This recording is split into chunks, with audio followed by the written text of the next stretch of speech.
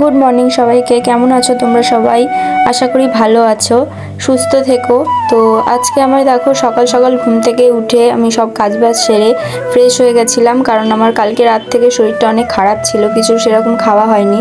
তো আজকে মানে 6:45 থেকে ঘুম ভেঙে গেছিলো, ভাবছিলাম কি করব অনেকক্ষণ ধরে শুয়েছিলাম।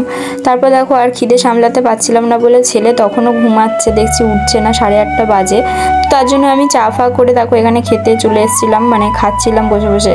শরীর একদম আমার ভালো ছিল না, খুব জোরে খিদে পেয়ে গেছিলো, গা গোলাচ্ছিল খিদেতে। তার জন্য আমি একদিকে দেখো বসে বসে খাচ্ছি আর ভাবছি ছেলে কখন উঠবে, কিন্তু ছেলে দেখো নিজের তালে নিজে ঘুমিয়েই যাচ্ছে। জানি না কি ঘুমের মানে নেশা লেগেছে, একবার এদিক একবার সেদিক করে করে দেখো ঘুমাচ্ছে।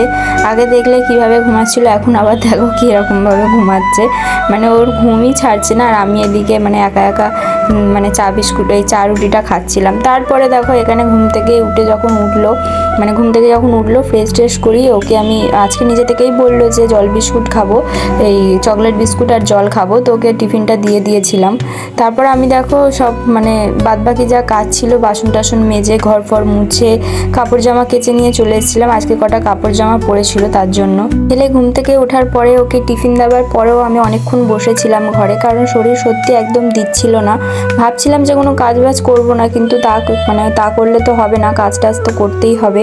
তার জন্য দেখো তাড়াতাড়ি করে আমি আবার সব কাজ টাজ করে মানে কাপড় জামা ছিল সেগুলো ছাদে মেলে দিয়ে এসে কেচে দিয়ে এসে এখানে ছেলেকে নিয়ে পড়তে বসে গেছিলাম, কারণ বেলা হয়ে গেছিলো, তখন প্রায় 11:30 মতো বাজছিল। তো ওকে তো পড়ানোর রুটিনটা সেটা তো বসাতেই হবে পড়তে। তার জন্য আমি কাজটা তাড়াতাড়ি করে ওকে বসিয়ে দিয়েছিলাম পড়তে। তারপর দেখো সোজা খাবারে নিয়ে চলে এসেছি, মানে খাবারের সময় ভিডিওটা করেছি, তার মাঝখানে আর কোনো ভিডিও করিনি, কারণ ফোনে অনেক কিছু কাজ ছিল। আজকে রান্নাও সেরকম কিছু করিনি। আলু সিদ্ধ মাখা, ডাল সিদ্ধ করেছিলাম, আগের দিনের চাটনি ছিল ফ্রিজে, শুক্তো ছিল, কাঁকড়ার তরকারি ছিল, আর আমার শাশুড়ি ছেলের জন্য মাছ ভাজা আর লাউ চিংড়ি পাঠিয়েছিল। তো ওইটাই দিয়ে খাওয়া দাওয়া করে নিচ্ছিলাম। আজকে সেরকম রান্না করার মনও ছিল না আর শরীরও দিচ্ছিল না, তার জন্য আর কিছু করিনি। তারপর এখানে দেখো বর এখানে ফল কেটে দিচ্ছিল ছেলেকে আর আমাকে, মানে ওই নাশপাতি আর অরেঞ্জ আর আপেল কেটে দিচ্ছিল, কারণ আজকে সকালে খাওয়ানো হয়নি। তো তার জন্য দেখো এখানে খাওয়া দাওয়া সেরে বর এখানে কেটে দিচ্ছিল, তো আমরা দুজনে খাচ্ছিলাম, ছাড়িয়ে দিচ্ছিল লেবু আর আপেলটা। আমি আর ছেলে এখানে টপ করে খেয়ে নিচ্ছিলাম। এখন যেহেতু জগদ্ধাত্রী পুজোর সিজন চলছে, মানে জগদ্ধাত্রী পুজো চলছে, তো তার জন্য বর বলেছিল বিকেলবেলা মানে দূরে কটা ঠাকুর দেখাতে নিয়ে যাবে, কিন্তু আমার শরীর এত খারাপ ছিল আজকে আর মানে উঠতে পারিনি তাড়াতাড়ি বিকেলে। তো তার জন্য দেরি করেই উঠেছিলাম। আর ছেলেও অনেকদিন ধরে বলছিল যে পপকর্ন খাবে, মানে চিকেন পপকর্ন। তো তার জন্য দেখো বিকেলবেলা একটু সামনাসামনি বেরিয়েছিলাম। তো যেখানে পুজো হচ্ছিল দেখলাম সামনাসামনি মেলা মতোই বসেছে, পুজোর মানে প্যান্ডেলের আশেপাশে মেলা মতো বসেছিল, জায়গা ছিল একটু। তো এই দেখো মিকি মাউস মানে দেখেই তো একদম আমার ছেলে লাফালাফি শুরু করে দিয়েছিল, মিকি মাউস চড়তে যাবে।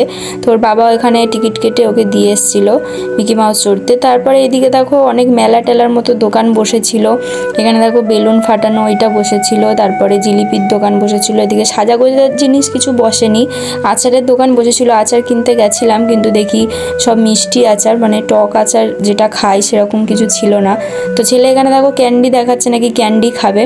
তো ক্যান্ডিগুলো তো চিনির গোলা হয়, কোনো টেস্টই থাকে না। তার জন্য আমি বললাম যে তাহলে জেলি কিনে নে, জেলি লজেন্সগুলো তাও টেস্ট মানে ভালো লাগে তাও খেতে। তো তার জন্য এখানে দেখো ওর বাবাকে বলে জেলি লজেন্স খাওয়াই বলে দেখাচ্ছে কোনটা খাবে। তারপরে চুপা চুপস দেখালো, আমি বললাম ওটাও খাস না, ওটা ভালো না। তারপরে একটা জেলি লজেন্সই নিয়েছিল। তারপর রাস্তায় বেরিয়ে পপকর্ন নিয়ে দেখো আসার সময় এখানে আর একটা প্রতিমা দেখতে পেলাম, মানে জগদ্ধাত্রী মায়ের একটা ঠাকুরের মানে প্রতিমা, কত সুন্দর হয়েছিল প্যান্ডেলটা, চারদিকে খিচুড়ির গন্ধ ম করছিল, কিন্তু নিয়ে আসার কিছু ছিল না, জায়গা কিছু নিয়ে যায়নি, হাতে করে তো বাইকে করে আনতে পারবো না, তার জন্য আর আনতে পারিনি। মানে বসে খাওয়ারও মানে সেরকম সময় ছিল না, মানে খাবার ছিল হাতে।